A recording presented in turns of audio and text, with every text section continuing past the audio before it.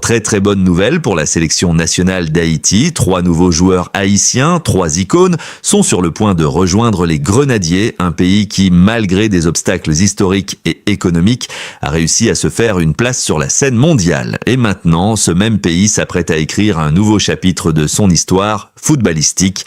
Avant de vous révéler les noms de ces 3 héros qui porteront cette nation au sommet du monde, je vous invite à vous abonner à cette chaîne, à liker la vidéo si vous êtes fiers du football haïtien et à activer la cloche pour ne rien manquer des exploits de nos Grenadiers. Ce que nous allons vous raconter aujourd'hui est un mélange de talent, de stratégie et d'espoir. À l'aube de la Coupe du Monde 2026, Haïti se prépare à affronter certains des plus grands noms du football mondial. Mais pour atteindre ce sommet, il ne suffit pas de compter sur l'histoire ou la passion. Il faut renforcer l'effectif, injecter du sang neuf et parfois regarder au-delà des frontières nationales pour trouver des talents qui peuvent transformer le jeu. Et c'est exactement ce qu'a fait la sélection nationale haïtienne sous la houlette de Sébastien Migné. Des visages nouveaux, des talents binationaux, des jeunes joueurs prometteurs, tous réunis pour créer une équipe capable de surprendre le monde. Avant de plonger dans les détails de chaque joueur, il est essentiel de comprendre pourquoi ces renforts sont si cruciaux. Haïti, bien que qualifié pour la Coupe du Monde, évoluera dans un groupe difficile, le groupe C, aux côtés de puissances telles que le Brésil, le Maroc et l'Écosse. Chacune de ces nations apporte ses forces, ses tactiques éprouvées et ses stars mondiales. Pour se mesurer à eux, Haïti devait non seulement conserver ses cadres historiques, mais aussi injecter un vent de jeunesse et de dynamisme grâce à des joueurs formés dans les clubs européens et nord-américains. Parmi les nouvelles recrues, un nom commence à faire parler de lui dans toute la communauté haïtienne et parmi les observateurs du football international, Hannes Delcroix. Défenseur évoluant à Burnley en Angleterre, Delcroix n'est pas un simple ajout à l'équipe, il est une pièce stratégique pour renforcer la ligne défensive haïtienne. Son intégration ne s'est pas faite par hasard. Depuis sa première convocation fin 2025, les entraîneurs ont observé son jeu, sa capacité à anticiper les actions adverses et sa discipline tactique. Delcroix a l'expérience des championnats européens, un avantage considérable qui peut faire la différence lors de matchs où chaque erreur se paye cash. Mais ce n'est pas tout, l'attaque haïtienne a elle aussi été renforcée. Josué Casimir, jeune attaquant prometteur de la JOCR en France, rejoint l'équipe pour apporter du mordant dans le secteur offensif. Sa vitesse, sa technique et son sens du but représentent des armes précieuses pour contrer les défenses serrées. Ce choix n'est pas anodin. Casimir a déjà fait ses preuves dans les championnats français et son adaptation rapide au style de jeu haïtien pourrait surprendre les adversaires. Les supporters, tout comme les analystes, attendent avec impatience de voir comment il va s'intégrer à l'équipe et créer des combinaisons meurtrières avec les joueurs expérimentés. Le poste de gardien de but a également reçu un coup de jeune. Tony Algarin, gardien du Stade de Reims, a été convoqué pour apporter une concurrence saine et renforcer la confiance derrière la défense. La présence d'un gardien compétitif et expérimenté est essentielle, surtout pour une équipe qui se prépare à affronter des tirs de joueurs de classe mondiale. Algarin, avec sa jeunesse et son agilité, pourrait être l'élément décisif qui sauvera l'équipe dans des moments critiques. Mais ces 3 joueurs ne sont que la partie émergée de l'iceberg. D'autres talents binationaux et internationaux ont rejoint le groupe haïtien, chacun apportant une touche unique. Mikel Seid, défenseur évoluant en Norvège avec Rosenborg BK, représente la solidité et la rigueur défensive, tandis que son frère Emile Seid, attaquant du même club, apporte l'énergie et la créativité offensive. Leur connaissance mutuelle du jeu peut offrir à Haïti une synergie précieuse sur le terrain. Ruben Spacius, attaquant des Tampa Bay Rowdies aux États-Unis, a lui aussi été convoqué pour la première fois. Son inclusion montre la volonté de l'équipe nationale d'élargir ses horizons et d'explorer des talents au-delà de l'Europe. Derrick Etienne Jr., milieu de terrain du Toronto FC, fait son retour dans la sélection après un passage remarqué en club, apportant expérience et maîtrise du jeu au milieu de terrain. Imaginez maintenant ces jeunes talents, ces joueurs binationaux et expérimentés, tous réunis sur le même terrain. La préparation n'est pas seulement physique, elle est mentale. Chaque joueur doit comprendre la culture haïtienne, le style de jeu adopté par Sébastien Migné et l'importance de représenter un pays entier lors d'un événement planétaire. Le staff technique travaille d'arrache-pied pour créer une cohésion, un esprit d'équipe et une discipline tactique qui feront la différence sur le terrain. Il est également crucial de souligner que l'intégration de ces renforts arrive à un moment stratégique. Les matchs amicaux et les rassemblements pré-Coupe du Monde sont des occasions pour l'entraîneur de tester des combinaisons, d'évaluer la performance des nouveaux venus et de bâtir un collectif capable de résister à la pression. Les joueurs expérimentés servent de guide aux plus jeunes, tandis que les nouvelles recrues apportent une fraîcheur et une vision différente du jeu. Le défi est immense. Haïti n'affrontera pas des adversaires faciles. Le Brésil est une machine de guerre tactique. Le Maroc possède une défense solide et disciplinée, et l'Écosse est connue pour sa combativité et son endurance. Dans ce contexte, chaque renfort, chaque joueur binational et chaque stratégie adoptée devient cruciale. C'est un puzzle complexe que Sébastien Migné doit assembler pour que Haïti puisse non seulement participer, mais aussi marquer l'histoire. Mais qu'est-ce qui rend ces joueurs si spéciaux pour Haïti? C'est leur formation, leur expérience internationale et leur capacité à s'adapter rapidement à un environnement exigeant. Prenons par exemple Hans Delcroix. Jouer en Angleterre signifie affronter des attaquants puissants, rapides et techniques. Et ces compétences acquises, Yernwende, seront directement transférables sur le terrain mondial.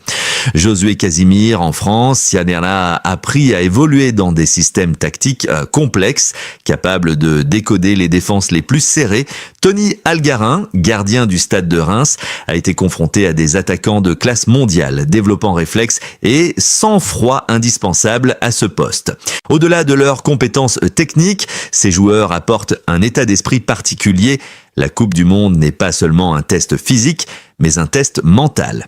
Les jeunes talents doivent gérer la pression, les attentes des supporters, la tension des médias et la compétition interne. Sébastien Migné, en intégrant ses talents binationaux, mise sur une combinaison d'expérience, de jeunesse et d'audace. C'est une stratégie qui pourrait propulser Haïti vers des sommets inattendus. Mais l'histoire ne s'arrête pas là. L'intégration de ces joueurs binationaux est aussi un message pour le reste du monde. Haïti est prête à surprendre. La nation montre qu'elle sait identifier et exploiter ses ressources, qu'elle peut attirer des talents de haut niveau et surtout qu'elle n'a pas peur de défier des équipes plus puissantes. C'est une déclaration d'ambition et de courage.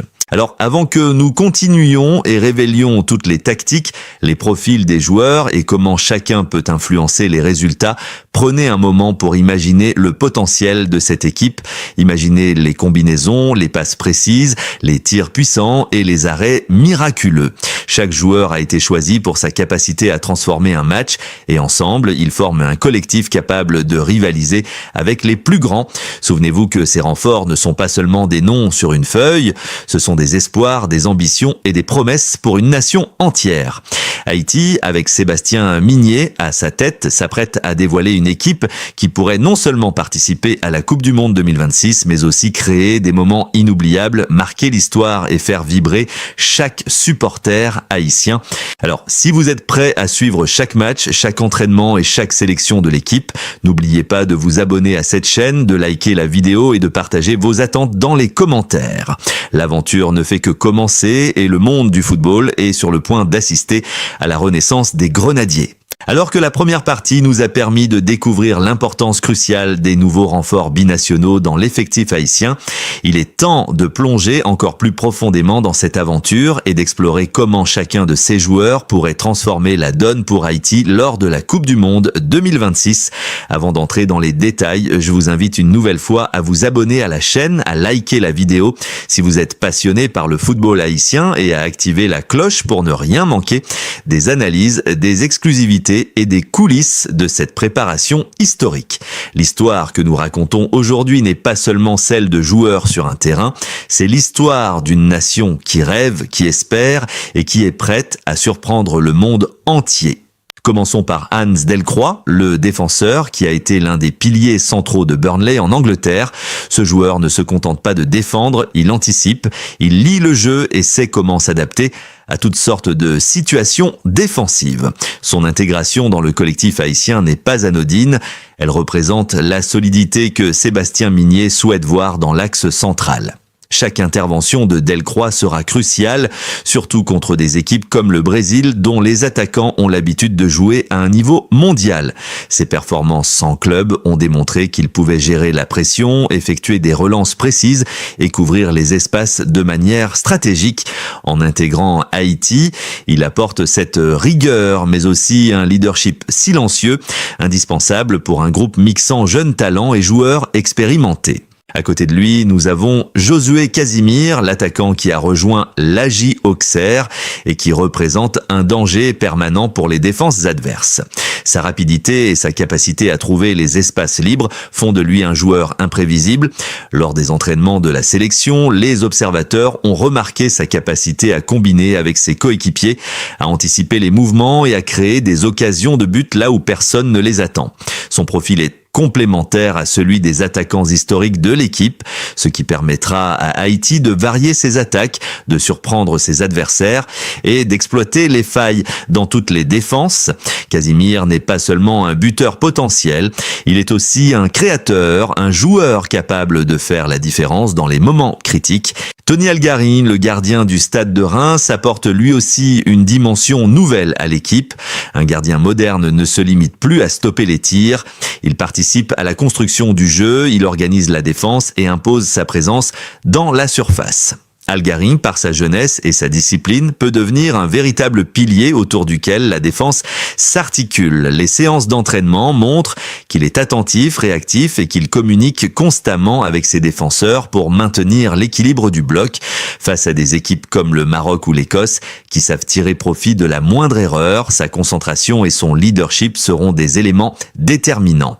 Mais l'histoire ne s'arrête pas à ces trois joueurs. Mikel Seid, défenseur évoluant en Norvège, a été intégré pour apporter de la vitesse et de la technique sur les côtés.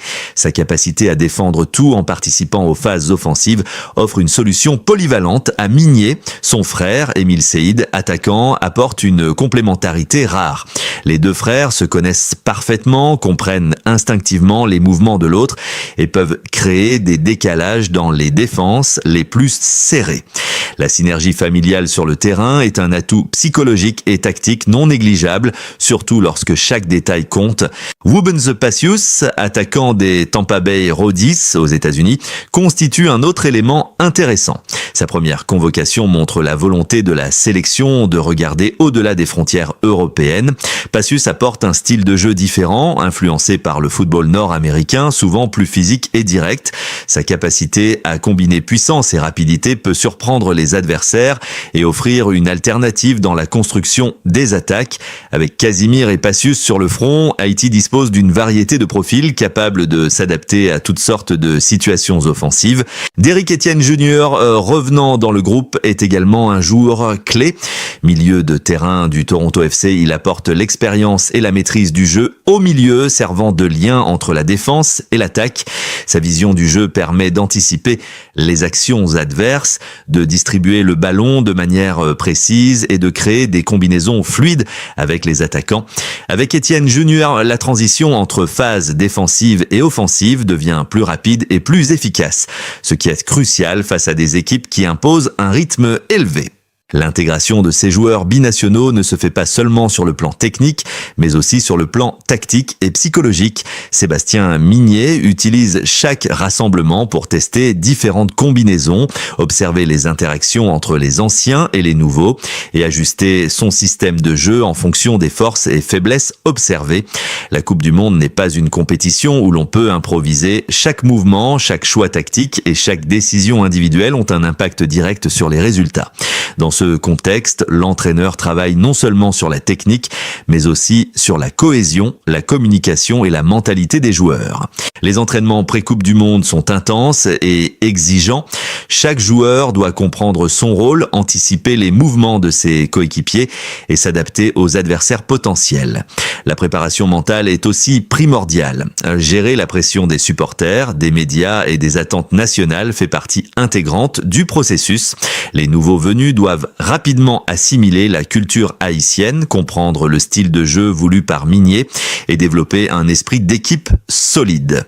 Ces aspects sont cruciaux pour transformer une sélection talentueuse en une équipe capable de rivaliser au plus haut niveau. La stratégie globale de Haïti repose sur un équilibre entre défense solide et attaque rapide. Delcroix, Seïd et Algarin forment le socle défensif, tandis que Casimir Passius et Émile Seïd assurent la créativité et la puissance offensive. Étienne Junior, avec son rôle de lien entre les lignes, permet de fluidifier le jeu et de maintenir la possession du ballon lorsque nécessaire.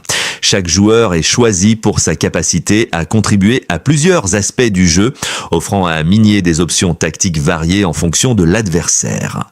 Les matchs amicaux et les entraînements en conditions réelles sont également essentiels pour tester la cohésion du groupe. La sélection organise régulièrement des rencontres simulées, des séances d'analyse vidéo et des exercices spécifiques pour préparer les joueurs aux situations complexes qu'ils rencontreront lors du tournoi. Ces préparations permettent de corriger les erreurs, d'ajuster les positions et de renforcer la confiance des joueurs dans le système mis en place. Chaque détail compte et la précision est la clé pour éviter les déconvenues face à des